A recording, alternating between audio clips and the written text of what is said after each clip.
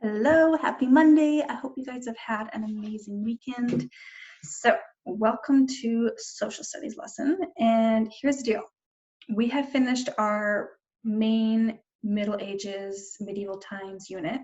We are going to take a look and have a few lessons just briefly on Japan and how the Middle Ages looked over there. But today, guess what? You have a test. Yay! So it'll be open book. So what that means, you can look through your notes, you can have it where you go on Moodle and you look at previous lessons, including lessons before spring break, because I do have stuff posted on Moodle having to do with just medieval life, with the church, and all those different things on Moodle. So between your notes and what is on Moodle, you should be able to navigate as far as what the information is that you need to have for this test. So I'll show you here. This is the test that you're going to be working on. And here's what I need from you. First of all, keep in mind, you must have it where you do file. Oh, sorry, I just got my taskbar in the way here, actually. All right, so file, make a copy. Please, please, please make sure you put your name here before the name of the document. Okay, and then now what you'll do is on this document coming up, what you'll have to do is to show what answer you have chosen for the multiple choice ones. You can either, there's a few different things you could do. Number one, you could simply have it where you just make your answer bold. All right. So if you choose, let's say A, then you would have it where you would make that bold.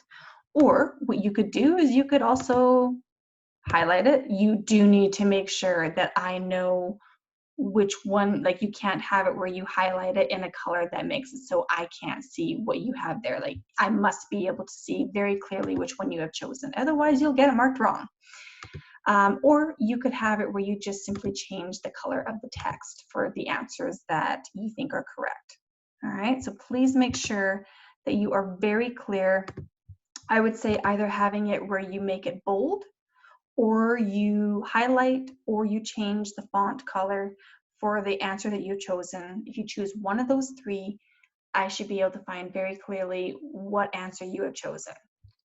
But please make sure it's very, very clear. This is not the time to get creative. This is the time to just have it where you're very clear, because sometimes when you guys get really creative, I can't read your answer.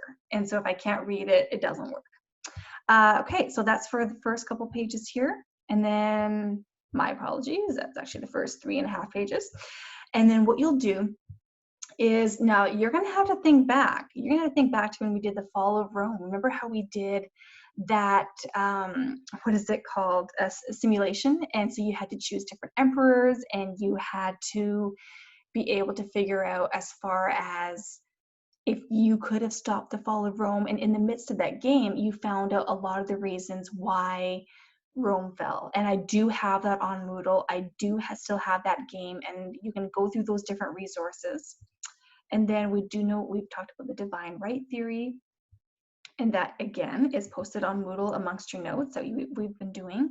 We've talked about the church, and we've also talked about the Magna Carta, about limited government, rule of law, individual rights, as well as shared power.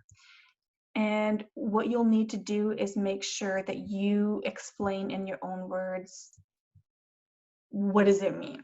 So it's exactly pretty much what you had to do for your Magna Carta assignment that was a couple weeks ago. And so you can look at that. Keep in mind that I mainly had it where I looked to see if you completed that activity.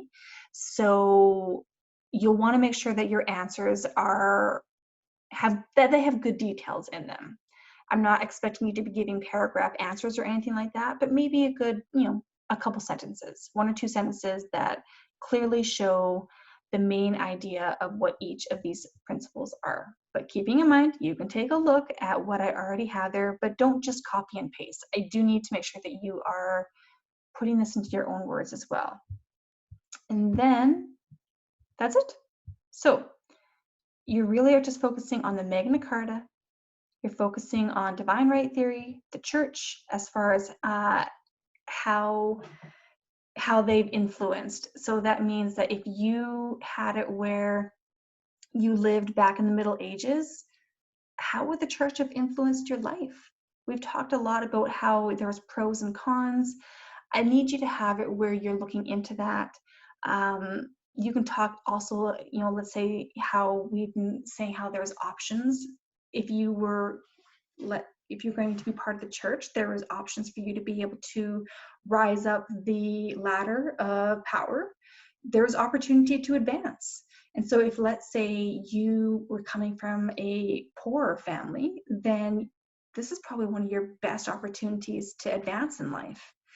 And then you can look at other ways that that would have influenced your life, the way you would have lived your life because of the church, things along those lines. I want you to be clear about that. And I really should be seeing you, what would I say?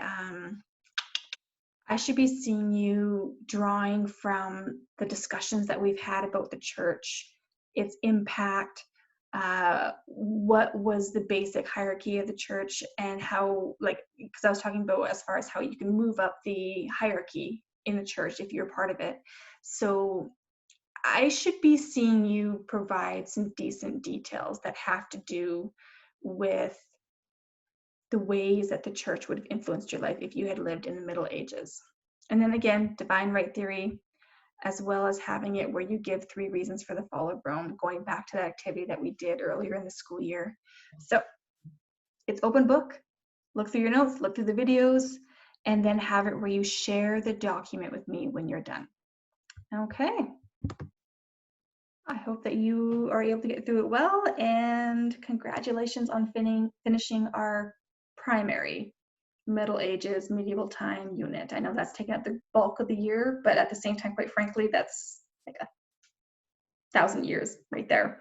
So that's pretty much the bulk of the time period that we're supposed to be able to look at in social studies. So we are going to be looking at some other units coming up, but yeah, congratulations for getting through this so far. It's been fun. I love looking at the medieval times. It's so fascinating just seeing how they lived life back then. All right, I will see you later.